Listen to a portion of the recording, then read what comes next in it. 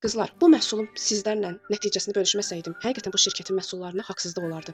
Mən demək olar ki, 10 ildir qəti surətdə saçıma nə balzam, nə də hansısa bir yumşaldıcı vura bilmirdim. Nə maskalar heç. Səbəbi çünki ucuna belə vursan, deyirlər dibə vurma. Zaten dibə vurmurdum. Dibə vurmasam belə saçım küt-küt tökülürdü. Ta ki, Weeklife məhsulunu mən balzamını istifadə edəndə birinci gün tökdü.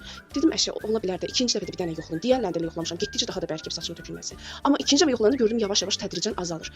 Və inanırsınız, bu da mənə addım hədiyəsində gəldi. İnanırsınız, qablaşdırılması o qədər böyüdü ki, yəni mən görəndə təəccüb elədim. Bunu da Gülşən xanım mənə o qədər təriflədi. Dedim görəsən necə olacaq. Mən evdə olanda saçım su dalğası idi. Həmişə də baxırdılar heyranlıqla ki, Allah necə gözəl, bir damcı belə vızdıq söhbəti yox idi saçımda. Mən boya qoyandan sonra, nə bilim keratin saçım yanandan sonra çox bərbad vəziyyətə düşdü, rənglərdən sonra. İnanırsınız, 4 gündür istifadə edirəm, 4 dəfə istifadə edirəm.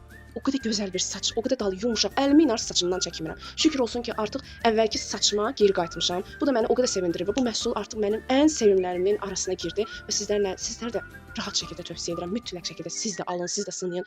Yəni həqiqətən Weeklife bir nömrədir və mən bura gəlmişəm. Kim nə deyir? Ay məndən falan şeydir, beşməkandır. Məhsul keyfiyyətli olmalıdır. Keyfiyyət olmayan yerdə biznes söhbəti ola bilməz. Mən bir dənə bunu bilirəm. Başqa bir şeydir. Bunu sübut da etmişəm və yenə də edəcəyəm Allahın izni ilə.